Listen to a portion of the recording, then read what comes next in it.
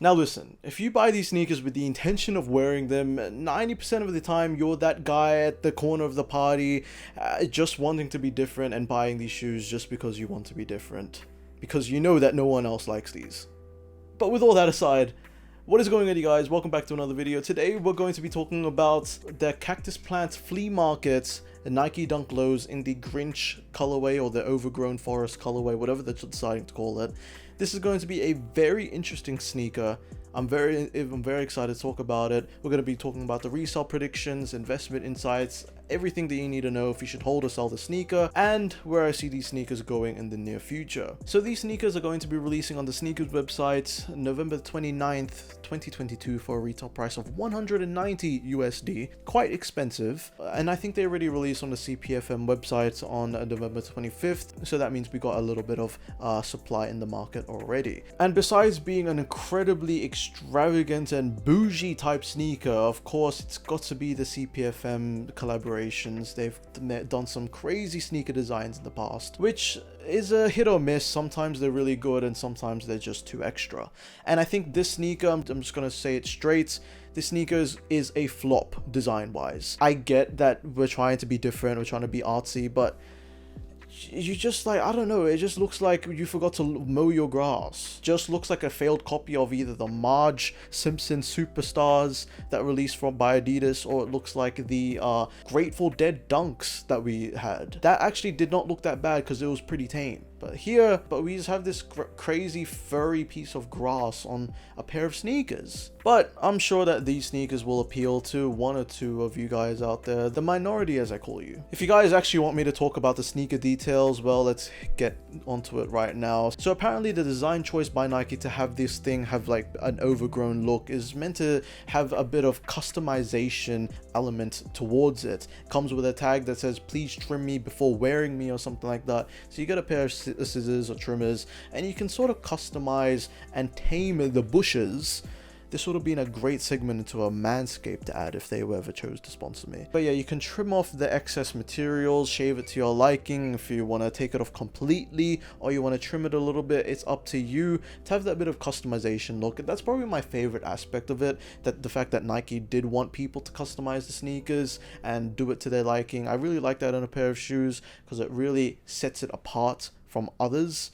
Whilst obviously if you're making it too extra, like you're just trying to be different, then it could sort of just be a bit too unnecessary at times. Yeah, I've seen photos and from the back it literally just looks like a pot plant, like, you know, with elevated heel colored in like gray or concrete colors.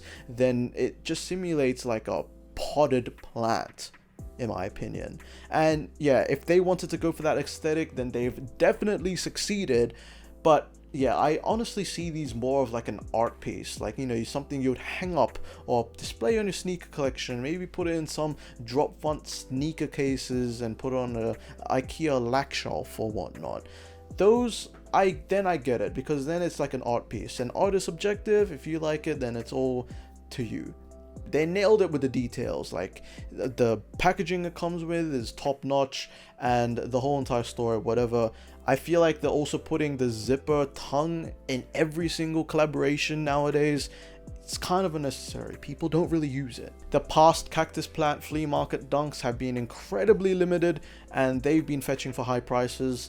But with all that being said, let's get into the meat and potatoes of the video. Resale predictions, investment insights. Should this sneaker be a hold or a sell? Me personally, I have my own bias. I think the sneaker is just a straight sell because, one, the resale prices are very exorbitant right now. I think they're going for around 900 Australian dollars. And whilst the sneaker may have a big and premium resale price tag, the amount of people that you can sell this and market this to are very slim. That's why I think that if you pay resale to try and flip this for, you know, a profit, or if you buy these for retail, they will sell. You might have to undercut the market a bit, but unless you find that perfect buyer, unless you're a big reseller with a lot of clients, a lot of customers, if you're a beginner reseller, you're gonna find a hard time selling these for the price that you want. If you undercut and maybe sell them for like $500-600, hey man, you know, at least you're getting a quick sell.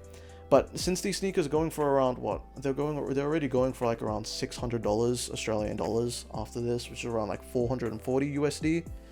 I don't think that you will be getting that high of a return on investment just because it takes a lot. The asset turnover is very long, very slow, and yeah, there's always that risk involved with trying to buy a pair of sneakers. Where do I think these sneakers are going to go in the future?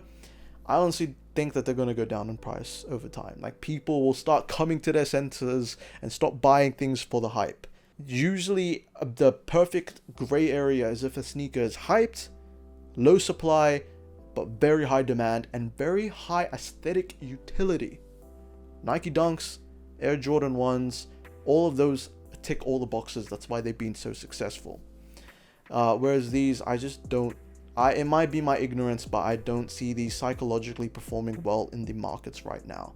They will sell, but the volume of the sales, because of the lower consumer demand, because of either the high resale prices, the ugly look on the sneaker, I just think that this is going to be a purely reseller's piece. This is the sneaker where you will market it to barely any consumers, in my opinion.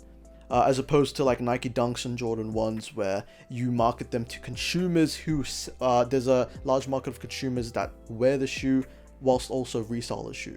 So it's a very sneakerhead friendly sneaker, the Air Jordan 1s. But yeah, if you're a beginner reseller, I do not recommend you purchase the shoe, just because you're either going to find some difficulty selling, it's either going to be very hard to even cop for retail because of the limited prices, and it's a pretty high cost of investment at around 190 USD. There is an incredible amount of low cost sneaker investments to be making in the next week or so. I'll have a video addressing all of the sneaker releases very, very soon. I've seen some amazing Nike Dunks, but yeah, for me, I think that this is a straight pass unless you're purely just trying to make money and you think that there's a business opportunity somewhere here, there's a gap in the market and you can fill it. But other than that, I think that it's very risky. Yeah, I just think that this sneaker is going to flop. Might hit around $400-500 within the next couple of years or within the next couple of months. Maybe on the high end, $500, just because it is a CPFM sneaker. And the past CPFM sneakers have been going completely crazy in the resale market. But yeah, that's going to be it for me. You've got my 2 cents, and that's all up to you to make your own decisions and if you're going to go and purchase these sneakers or not. If you enjoy these videos, make sure to like and subscribe. I post very frequent videos about the latest and greatest in sneakers, so stay tuned for further videos. I'll see you guys later. Take care and peace out.